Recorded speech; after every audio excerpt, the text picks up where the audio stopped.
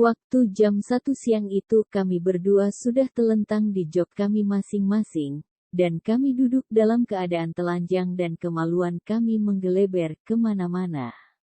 Kami saling berpandangan dan tersenyum puas. Tangan kanan Mbak Iin meremas tangan kiriku. Saya tidak tahu apa artinya. Apakah ucapan terima kasih, pujian ataukah janji untuk mengulangi lagi apa yang telah kami lakukan. Setelah istirahat sejenak, Mbak Iin mengambil tisu dan membersihkan cairan kental yang belepotan di perutku dan kemaluan saya. Mbak Iin membersihkannya dengan mesra dan terkadang bercanda dengan mencoba meremas dan membangunkan kembali rudal saya. "Mbak, jangan digoda lagi loh, kalau ngamuk lagi gimana?" kataku bercanda. "Coba aja kalau berani, siapa takut?" jawabnya sambil menirukan iklan di TV. Setelah membersihkan kemaluanku, dia juga membersihkan kemaluannya dengan tisu, dan memakai kembali sidinya, merapihkan rok, blus dan behnya yang kusut. Sementara saya juga merapihkan kembali celana saya. Dia menyisir rambutnya, dan merapikan kembali riasan wajahnya, sambil melirik dan tersenyum ke saya penuh bahagia. "Mbak, besok tetap lo ya jam 10 pagi, saya mengingatkan." "Pasti dong, mana sih yang nggak pengin sarang burungnya dimasukin burung," canda dia. "Apalagi sarangnya sudah kosong lama ya Mbak," godaku. "Pasti enak kok kalau udah lama," jawab dia. Setelah kami semua rapih, Mbak Iin aku antar pulang dengan tetap berdekapan. Dia tertidur di dadaku, tangan kiri saya untuk mendekap dia dan tangan kanan saya untuk pegang setir. Sesampainya di rumah Mbak Iin, cuaca masih gerimis. Mbak Iin menawarkan untuk mampir sebentar di rumah. "Vi, masuk dulu yuk. Aku buatkan kopi hangat kesukaanmu," ajak Mbak Iin. "Oke deh. Aku parkir dulu mobilnya ya." Sampai di dalam rumah Mbak Iin, ternyata Tarno tidak ada. Menurut Biinah, pembantu Mbak Iin, katanya Tarno hari ini tidak pulang, karena diminta atasannya dinas ke luar kota. "Vi, ternyata Tarno malam ini nggak pulang. Kamu tidur aja di sini, di kamar Tarno," pinta Mbak Iin sambil senyum penuh arti.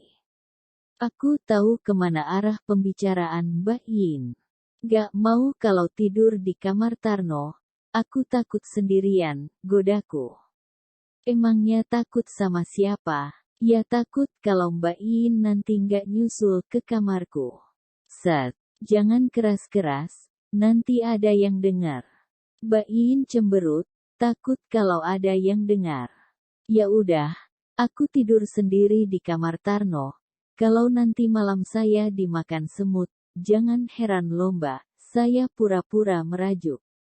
"Gak usah ribut, mandi sana dulu. Nanti malam kalau semua orang udah pada tidur, kamu boleh nyusul aku ke kamar. Gak saya kunci kamarku," bisik Mbak Iin pelan. "Sip dah," aku ceria dan langsung pergi mandi. Abis mandi, badan saya terasa segar kembali. Saya langsung pergi ke kamar, pura-pura tidur. Tetapi di dalam kamar saya membayangkan apa yang akan saya lakukan nanti setelah berada di kamar Mbak Iin. Saya akan bercinta dengan orang yang sudah bertahun-tahun saya idamkan.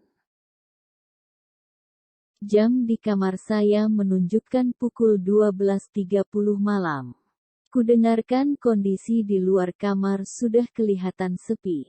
Tidak terdengar suara apapun. TV di ruang keluarga juga sudah dimatikan Biinah kira-kira jam 11 tadi. Biinah adalah orang yang terakhir nonton TV setelah acara Sri Mulat yang merupakan acara kegemaran Biinah. Untuk mempelajari suasana, saya keluar pura-pura pergi ke kamar mandi. Setelah benar-benar sepi, saya mengendap-endap masuk ke kamar Mbak Iin. Lampu di kamar Mbak Iin remang-remang. Mbak Iin tidur telentang dengan mengenakan daster tipis yang semakin memperindah lekuk tubuh Mbak Iin. Tubuh Mbak Iin yang mungil tapi padat berisi, terlihat tampak sempurna di balut daster tersebut. Dengan tidak sabar saya dekap tubuh Mbak Iin yang sedang telentang bagaikan landasan yang sedang menunggu pesawat bisa cuan mendarat.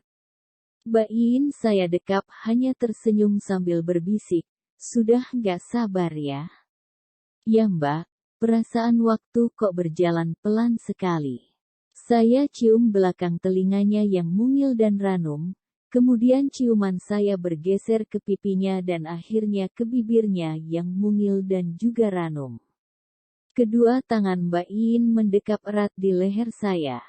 Tangan saya yang kiri saya letakkan di bawah kepala Mbak Iin untuk merangkulnya. Sedangkan tangan kanan saya gunakan untuk membelai dan melingkari sekitar susunya. Dan dengan perlahan dan lembut, telapak tangan saya gunakan untuk meremas-remas lingkaran luar payudaranya, dan ternyata Mbak Iin sudah tidak memakai BH lagi.